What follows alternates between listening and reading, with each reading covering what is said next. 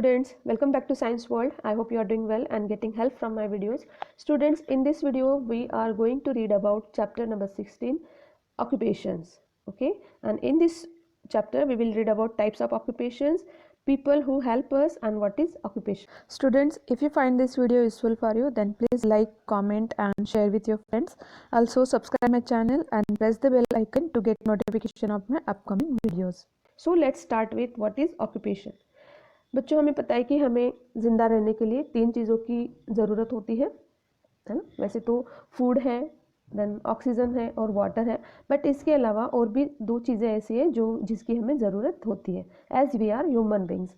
तो वो 3 चीज़ें हैं फूड, शेल्टर एंड क्लोथिंग। मतलब हमें रहने के लिए घर चाहिए, खाने के लिए फूड चाहिए और पहनने के लिए कपड़े चाहिए। ये हमारी बेसिक नीड्स हैं।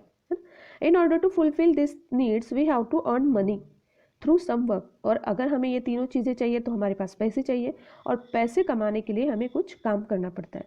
तो ऐसा काम या फिर any work that helps a person to earn money is called occupation. और जब हम कोई काम करते हैं जिससे हमें पैसे मिलते हैं उसको हम कहते हैं occupation. Okay, it is said that work is worship which means work should be done with honesty. हम अपने काम को पूजा मानते हैं, है ना। जो भी हम काम करते हैं उसको हम पूजा समझ के अगर करेंगे तो बहुत अच्छा होता है। और हर काम जो हम करते हैं, चाहे वो छोटा हो चाहे बड़ा हो, वो हमें पूरी ईमानदारी से यानी कि ऑनेस्टी से करना चाहिए। People follow different occupations according to their ability and needs. All kinds of work are equally important. अब एबिलिटी और नीड्स क्या होती हैं? जैसे कोई केले बेच रहा है, किसी की शॉप है, कोई इंजीनियर है, कोई डॉक्टर है, तो हर एक कोई जो काम करते हैं उनको अपनी एबिलिटी से वो काम करना पड़ता है। मतलब अगर कोई ज़्यादा पढ़ा लिखा नहीं है तो वो खेत में मजदूरी करेगा या फिर कुछ और काम करेगा। जो अच्छा एजुकेशन लेते हैं वो अच्छे ऑफिसेस में उनको नौकरी मिलती है, उनको अच्छी सैलरी मिलती है, ज़्यादा पैसे मिलते हैं। तो अपनी अपनी एबिलिटी के अकॉर्डिंग हमें ऑक्यूपेशन जो है वो मिलता है। और दूसरा होता है अपनी नीड्स, है ना। नीड्स के अकॉर्डिंग जो कम पढ़े लिखे होते हैं या फिर जो गरीब लोग होते हैं वो अपनी नीड के अकॉर्डिंग जो है पैसे कमाते हैं, तो उनको थोड़े पैसे में गुजारा हो जाता है। लेकिन जो एजुकेटेड लोग होते हैं, जो जिनका लिविंग स्टैंडर्ड हाई होता है, तो ऐसे लोग जो अच्छी पोजीशन पे होते हैं, जिनको अच्छी सर्विस होती है, तो उनकी नीड्स भी ज़्यादा होती है ना। तो उनकी ज़रूरतें भी ज़्यादा होती है, तो उसके लिए उनको ज़्यादा पैसे कमाने पड़ते हैं, वो ज़्यादा हार्डवर्क करते हैं। लेकिन सारे जो काम हैं वो इक्वली इम्पॉर्टेंट होते हैं। चाहे एक मजदूर का काम हो, चाहे एक डॉक्टर का काम हो, हर काम अपनी जगह पे इम्पॉर्टेंट होता है। People work at tea stalls, sell flowers, groceries and vegetables, work at construction site, wash and iron clothes, repair cars and scooters. तो ये बहुत सारे ऐसे काम होते हैं जो हम हमारे आसपास में देखते हैं। इसी तरह से इलेक्ट्रिशियंस होते हैं, teachers, plumbers, doctors, carpenters, tailors, policeman, soldiers, farmers, miners, astronauts, scientists, musicians, sports person, and people who work in offices. Everyone is dependent on each other for support. तो ये जो सारे काम करने वाले जो लोग होते हैं, है ना, तो ये सब एक दूसरे से जुड़े हुए हैं। They are depend on each other. Simple example मैं आपको देती हूँ। अगर एक फार्मर है वो अपना काम बंद कर देगा तो हमें फूड कहाँ से मिलेगा? हमें फूड नहीं मिलेगा। एक टेलर है, उसने अगर कपड़े स्टिच करना बंद कर दिया तो हमें कपड़े नहीं मिलेंगे।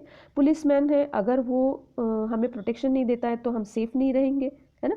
तो इस तरह के जो काम होते हैं, मतलब कोई भी काम होता है तो वो इम्पोर्टेंट होता है। और इस तरह से हम देखते हैं कि जो सारे लोग हैं वो एक दूसरे के ऊपर डिपेंड होते हैं। हियर यू कैन सी अलग अलग जो ऑक्यूपेशंस हैं।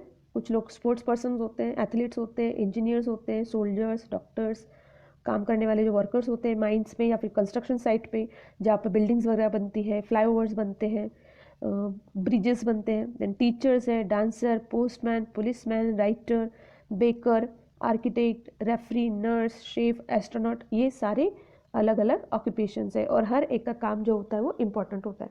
तो अब हम पढ़ेंगे टाइप्स ऑफ ऑक्यूपेशंस। ऑक्यूपेशंस किस किस तरह का होता है। सबसे पहले हम पढ़ेंगे फार्मिंग और agriculture.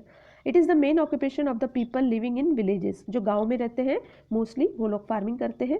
Farmers grow crops, vegetables, fruits, T, coffee, spices, cotton, pulses and oil seeds. Farmer जो है बहुत अलग अलग वैरायटी के जो प्लांट्स हैं वो ग्रो करते हैं। उनमें से कुछ क्रॉप्स होते हैं जिनसे हमें अनाज मिलता है, वेजिटेबल्स और फ्रूट्स मिलते हैं, टी कॉफ़ी जैसे जो बेवरेजेस होते हैं वो हमें मिलते हैं। देन स्पाइसेस, मसाले, कॉटन जैसे कुछ फाइबर्स होते हैं वो भी ग्रो किए जाते हैं।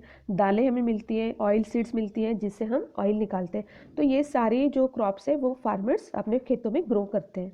You can see the picture of farmers. इस तरह की ये जो सारे क्रॉप्स हैं, देन फ्रूट्स, वेजिटेबल्स, ये हमें फार्मर्स ग्रो करके देते हैं।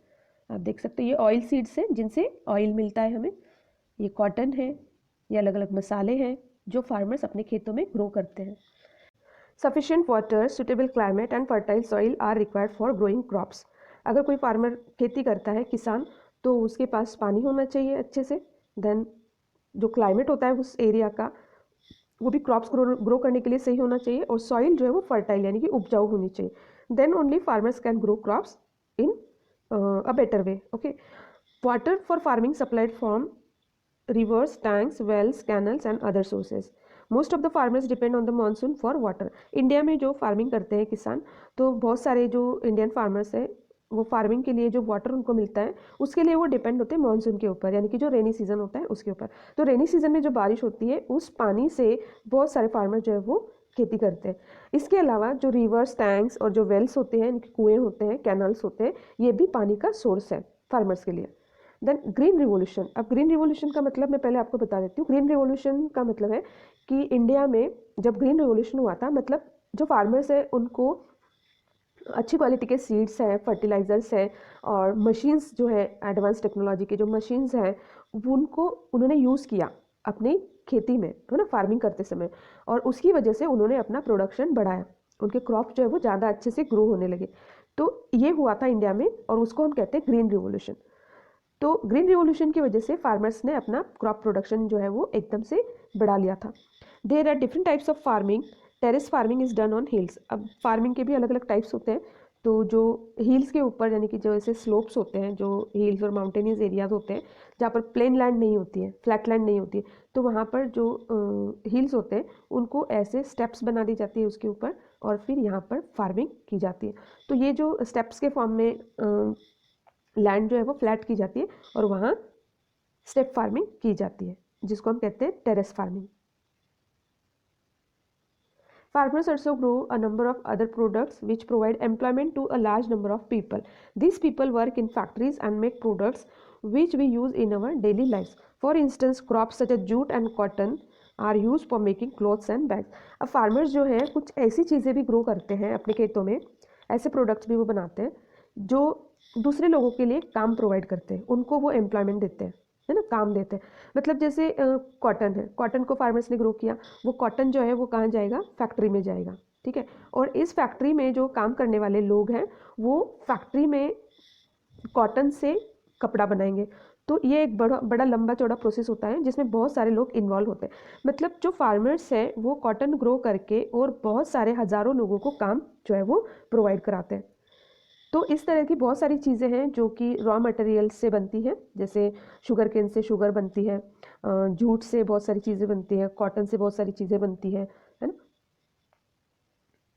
The entire process of production requires plenty of labour from the raw stage to the finished product. Thus, this industry provides employment to a large number of people.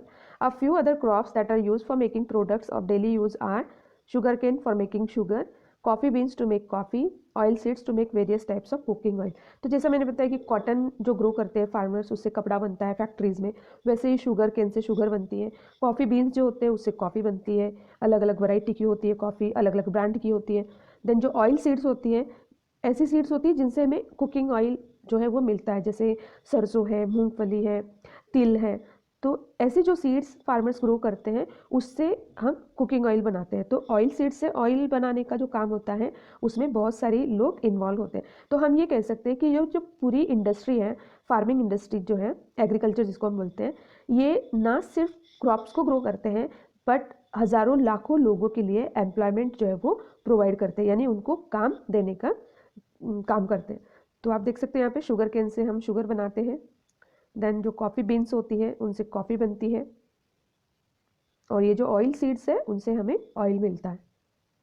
So this all the products are grown into the farm. First farmers इनको grow करते हैं raw materials को, और फिर उनसे products बनते हैं। Then we have life stock farming, ये भी एक ऑक्यूपेशन है। लाइफ स्टॉक फार्मिंग मतलब, लाइफ स्टॉक का मतलब है जो एनिमल्स हम अपने साथ रखते हैं, डोमेस्टिक एनिमल जिनको हम कहते हैं, उनकी केयर करना, उनको रियर करना, और उनसे बहुत सारी चीज़ें हमें मिलती हैं। तो इसमें सबसे पहले आता है कैटल फार्मिंग। कैटल मतलब जो गोट्स, काउज, बफेलोज और बुलक्स हम रखते हैं अपने पास, उनको मिल्क के लिए हम रखते हैं, है ना, क्योंकि वो हमें मिल्क देते हैं। और बुलक्स जो है वो हमें फार्मिंग में हेल्प करते हैं, फील्ड्स को प्लो करते हैं। गोट जो है वो मिल्क देती है, प्लस हमें उसका मीट भी मिलता है। तो ये हो गया कैटल फार्मिंग। ओके, एनिमल्स को अपने यूज़ के लिए अपने साथ रखना। Then poultry farming, hence, ducks और गीज जो होते हैं, उनके मीट के लिए और उनके एग्स के लिए हम उनको रियर करते हैं, उनको पालते हैं। शीप और याक जो है वो भी रियर किए जाते हैं माउंटेनियस रीजन में। माउंटेन जहाँ पर होते हैं वहाँ पर शीप्स और याक्स को रियर किया जाता है, यानी कि पाला जाता है उनके वूल के लिए, क्योंकि हमें उनसे वूल मिलती है ना। तो ये हो जाएगा पोल्ट्री फार्मिंग। पोल्ट्री फार्मिंग में हेन्स, डक्स और गीज जो है उनको रियर किया जाता है for their eggs and meet. The next is fish farming. It is mostly carried out in the coastal regions of India. Fishes are Rudyard in fresh water Pond's. तो जो coastal areas होते हैं, India के जो coastal regions हैं, वहाँ पर fish farming होती है। मतलब बड़े बड़े जो टैंक्स होते हैं उनमें फिश को पाला जाता है, उनको ग्रो किया जाता है उसमें। आप देख सकते हैं यहाँ पर ये cattle rearing, then this is fish tank जिसमें फिश को ग्रो किया जाता है, फिशिंग, और ये है पोल्ट्री फार्म। ठीक है, तो this is an occupation. Next is forestry. Forestry का मतलब है जो फॉरेस्ट होते हैं उनसे मिलने वाली जो चीज़ें होती हैं उनके ऊपर, या फिर उन चीज़ों को यूज़ करके हम बहुत सारी चीज़ें बनाते हैं। इनमें भी बहुत सारे लोग जो है वो इन्वॉल्व होते हैं और उनको काम मिलता है। तो forestry is also an occupation. तो हमें पता है कि जो फॉरेस्ट है वो बहुत सारे एनिमल्स को, बर्ड्स को और इंसेक्ट्स को शेल्टर प्रोवाइड करते हैं, यानी कि घर देते हैं रहने के लिए। They also provide timber for building houses, ships and furniture. Timber यानी कि ऐसी लकड़ी होती है जो मजबूत होती है और हम घर बनाने के लिए, शिप्स बनाने के लिए और फर्नीचर बनाने के लिए यूज़ करते हैं। देन टीक, साल और सैंडलवुड जैसे जो ट्रीज होते हैं वो भी फॉरेस्ट में मिलते हैं, जिससे हम बहुत सारी चीज़ें बनाते हैं। सैंडलवुड यानी कि लकड़ी जो चंदन की होती है, चंदन की लकड़ी जिसको हम बोलते हैं। तो चंदन का पेड़ भी वहाँ पर होता है। The wood from forest is use to make cardboards, matchsticks, brushes, shelves and paper. ये सारी चीज़ें हम बनाते हैं। Many people work in factories where this products are made. और ऐसी फैक्ट्रीज होती हैं जहाँ पर ये सारी चीज़ें बनाई जाती हैं, वहाँ बहुत सारे लोग काम करते हैं।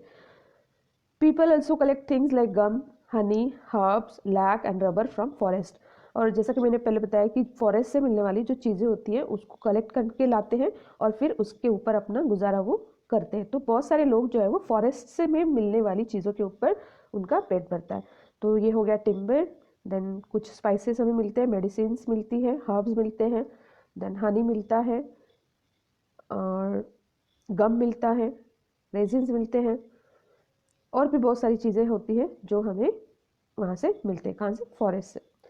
वैक्स हमें मिलता है, फोडर एनिमल्स के लिए चारा मिलता है, और मेडिसिनल प्लांट्स हमें मिलते हैं। यहाँ आप देख सकते हो फॉरेस्ट में काम करने वाले लोग, ये आसपास रहने वाले लोग होते हैं फॉरेस्ट के आसपास, जो जलाने के लिए लकड़ी लेके जाते हैं फॉरेस्ट से, या फिर घर बनाने के लिए लेके जाते हैं लकड़ी, और भी बहुत सारी चीज़ें ये फॉरेस्ट से यूज़ करते हैं। The next is mining. The process of obtaining coal and other minerals from the earth such as iron, copper, mica, coal, manganese etc. is called mining. Mining मैंने आपको पहले भी एक वीडियो में बताया था कि it is the process, ये ऐसा प्रोसेस है जिसे हम बहुत सारे मिनरल्स जो है वो अर्थ के अंदर से निकालते हैं डिगिंग करके, यानी कि माइनिंग करके। These minerals are extracted and sent to the factories. ये मिनरल्स जब हम अर्थ से निकालते हैं माइनिंग के थ्रू तो ये प्योर नहीं होते हैं, दे आर इम्प्योर, वो रॉक्स के साथ मिक्स होते हैं। तो इनको निकाल के, अर्थ के अंदर से निकाल के इनको फैक्ट्रीज में लेके जाते हैं जहाँ पर इनको प्योर किया जाता है। They are then converted into stainless steel, iron and aluminium. और फिर इनमें से मेटल्स जो होते हैं उनको सेपरेट किया जाता है और इनसे बहुत सारी चीज़ें बनाई जाती हैं। Mining is the main occupation of people who live near these areas. These metals are used for making railway engines, cars, machines, bicycles, aeroplanes, buses, ships, sewing machines, gold, silver, diamonds are used for making jewelries. Many people work in mines, steel plants and other factories which produce wide variety of products. तो जो लोग mines के आसपास रहते हैं ज़्यादातर वो इस माइनिंग के प्रोफेशन में होते हैं, यानी कि माइनिंग उनका ऑक्यूपेशन होता है, वहाँ पर ही काम करते हैं। कुछ लोग खुदाई का काम करते हैं, कुछ लोग ट्रांसपोर्ट का काम करते हैं, कुछ लोग जो है वो मिनरल्स फैक्ट्री तक पहुँचाने का काम करते हैं, कुछ लोग फैक्ट्रीज में काम करते हैं। तो इस तरह से हमें जो मिनरल्स मिलते हैं उससे बहुत सारी चीज़ें बनती हैं। तो you can see here a worker, he is working in the steel factory, steel का जो प्लांट होता है वहाँ पर ये काम कर रहा है।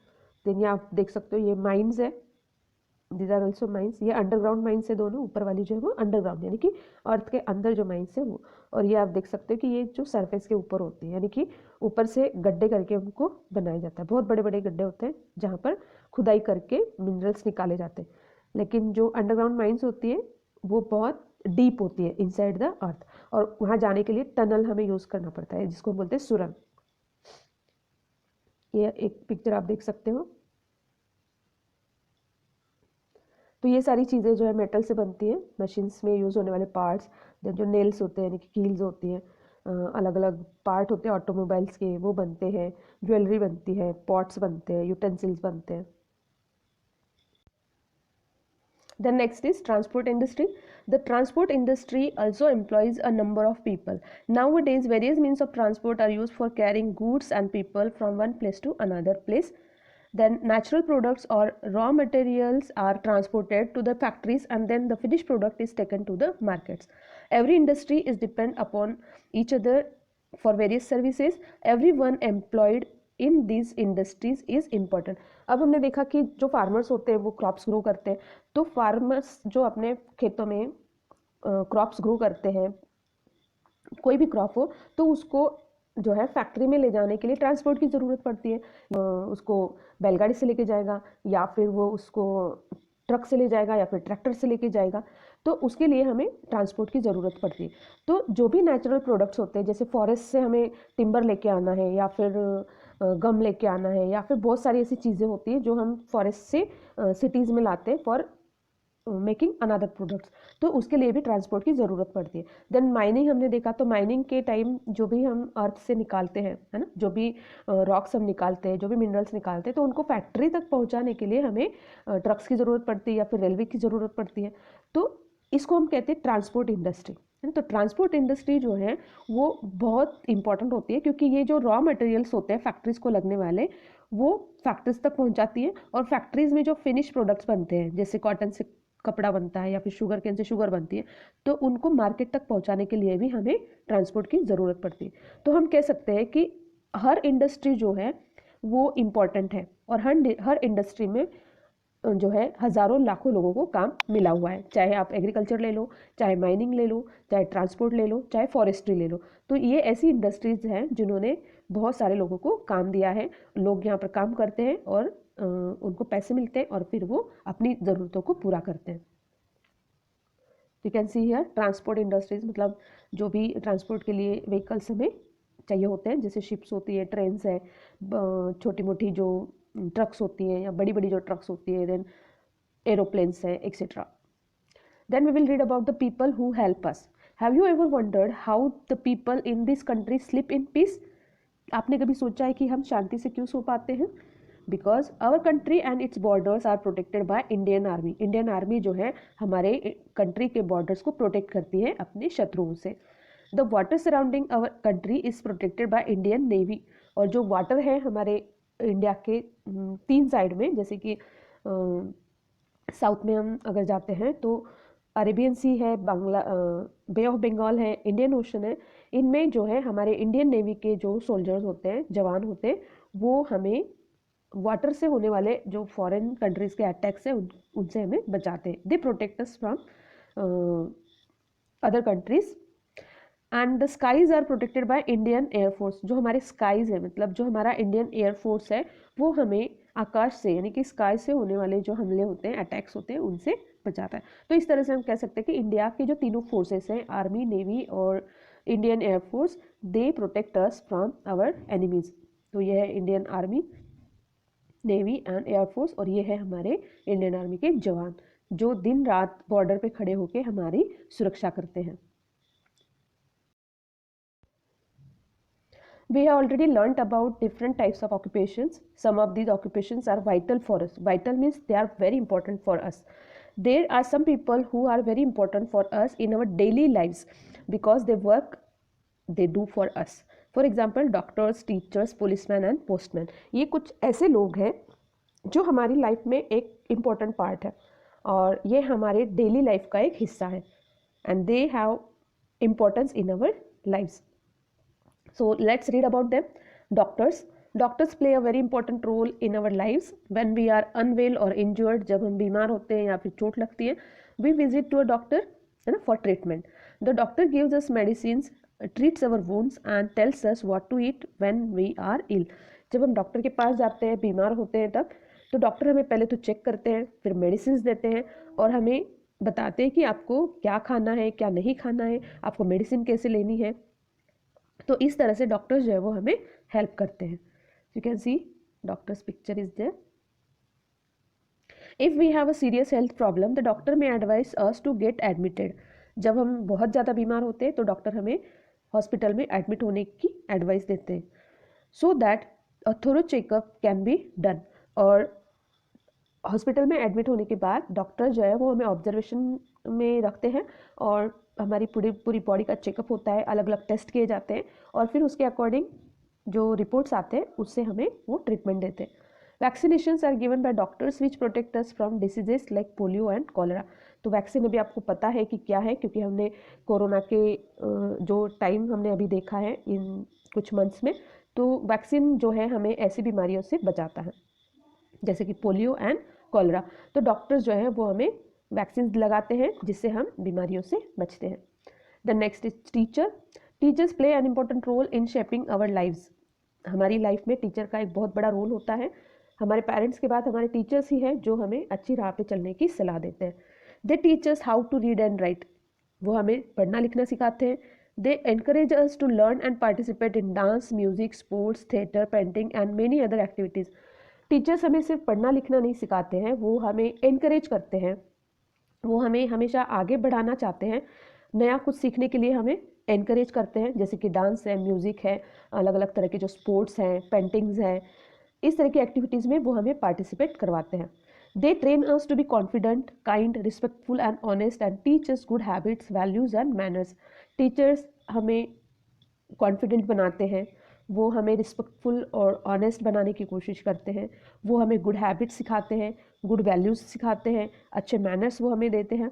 We must love and respect our teachers. और इसलिए हमें हमारे टीचर्स को रिस्पेक्ट देना चाहिए, है ना, बिकॉज हमारी जो संस्कृति है, हमारा जो कल्चर है, उसमें हमने टीचर को एक गॉड के रूप में देखा है ना. तो टीचर्स जो है वो हमारी पूरी जो डेवलपमेंट होती है, नॉट ओनली मेंटल, लेकिन हमारा जो एक ऑल राउंड डेवलपमेंट जो होता है वो टीचर्स की बदौलत होता है. इसलिए हमें टीचर्स का रिस्पेक्ट करना चाहिए. You can see the picture of a teacher. Then policeman. The duty of a police is to maintain law and order. Law and order जो होता है किसी जगह का, उसको मेंटेन करने का काम होता है पुलिसमैन का. They protect our lives and property. Policeman जो है वो हमारी लाइफ और प्रॉपर्टी को प्रोटेक्शन देते हैं, वो हमें सेफ रखते हैं. The head of the police in a city is called police commissioner. किसी भी सिटी का जो हेड होता है पुलिस का, वो पुलिस कमिश्नर होता है. Every city has police headquarters, police stations and police mobile vans. Her city में एक पुलिस हेडक्वार्टर होता है, देन पुलिस स्टेशन होता है और पुलिस मोबाइल वैन्स होती है which patrol different areas in the city. और ये जो पुलिस वैन्स होती है, मोबाइल वैन्स, ये पूरे सिटी में घूमती रहती है और देखते हैं कि कहीं कुछ गड़बड़ नहीं हो रही हो. If there is a problem we can call police for help by dialling 100. अगर आपको लगता है कि आप ट्रबल में हो तो आप 100 नंबर डायल करके पुलिस को कॉल कर सकते हो. The traffic policeman manages traffic on the roads. Traffic rules should be followed by everyone. और जो ट्रैफिक पुलिसमैन होते हैं वो बहुत सारा जो ट्रैफिक होता है रोड के ऊपर उसको मैनेज करते हैं. You can see here picture of a policeman and this is the picture of a traffic police. तो आप देख सकते हो इस तरह से जो ट्रैफिक पुलिस जो है वो ट्रैफिक को मैनेज करते हैं और लोगों को एक्सीडेंट से बचाते हैं. Then postman. The postal services in India started on April 1st, 1774 and more than 240 years old. India में जो पोस्टल सर्विसेज है वो 240 ईयर्स ओल्ड है, पुरानी है. The letters we post are collected by postman and taken to the post office. आपने देखा होगा इस तरह का एक लेटर बॉक्स होता है, इसमें हम अपने लेटर्स जो है वो पोस्ट करते हैं. यहाँ से जो पोस्टमैन होते हैं वो लेटर्स को लेके जाते हैं पोस्ट ऑफिस में. पोस्ट ऑफिस में जाने के बाद उन पोस्ट ऑफिस को सॉर्ट आउट किया जाता है according to the addresses of different cities and are send to their destination by air और रेलवेज. और पोस्ट ऑफिस में जाने के बाद ये सारे लेटर्स जो हैं एड्रेस के अकॉर्डिंग सिटीज़ में भेजे जाते हैं, अलग अलग सिटीज़ में, और फिर वहाँ के जो पोस्टमैन होंगे वो उनको एड्रेस तक पहुँचाने का काम करते हैं. तो ये काम होता है बाय एयर और बाय रेलवेज. रेलवेज में एक कंपार्टमेंट होता है जिसके ऊपर डाक लिखा होता है, या फिर आपने देखा होगा कि जो छोटे कंटेनर्स होते हैं वो भी होते हैं. We can also send parcels and money orders by post. हम पोस्ट से पार्सल और मनी ऑर्डर्स भी भेज सकते हैं. मनी ऑर्डर मतलब अगर हमें किसी को पैसे भेजने हैं तो वो हम पोस्ट के थ्रू भेज सकते हैं. पार्सल्स आपको भेजने हैं वो भी आप भेज सकते हो. The letters which are received at the post office are taken by the postman and delivered to their respective addresses. और ये जो पोस्ट ऑफिस होते हैं वहाँ से पोस्टमैन कलेक्ट करता है लेटर्स और वो एड्रेस तक पहुँचाता है. Many courier services have started in their cities. और courier services जो है आजकल वो भी स्टार्ट हो गई है. बहुत सारी सिटीज़ में हम देख सकते हैं कि अगर आपका कुरियर है तो पोस्ट ऑफिस में ना जाके आप थ्रू कुरियर सर्विस भी उसको आप भेज सकते हो. You can see the picture of postman and this is the post box or letter box. Have you ever noticed that the word ambulance is written as this on the van? Find out the reason why. अगर आपने देखा होगा ambulance van को तो उसके आगे की तरफ जो वर्ड लिखा होता है ग्लास के ऊपर वो उल्टा लिखा होता है. ऐसा क्यों लिखते हैं? तो अगर एम्बुलेंस पीछे से आ रही है और मैं अगर स्कूटी से या फिर कार में बैठी हूँ तो मेरा जो आगे वाला मिरर है कार का या स्कूटी का उसमें जो मुझे पिक्चर दिखेगी पीछे वाले आने वाले एम्बुलेंस की, तो वो जो एम्बुलेंस उल्टा लिखा है वो मेरे मिरर में वो सीधा दिखेगा और मुझे पता लगेगा कि वो एम्बुलेंस आ रही है, तो मैं उसको जाने के लिए रास्ता दे दूँगी. और इसीलिए ये जो एम्बुलेंस वर्ड लिखा होता है एम्बुलेंस वैन के ऊपर वो उल्टा लिखते हैं ताकि इजीली वो पढ़ा जाए मिरर के अंदर.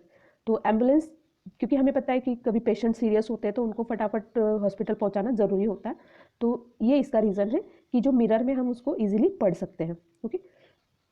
India has the largest number of post offices in the world. India में सबसे ज़्यादा पोस्ट ऑफिस है.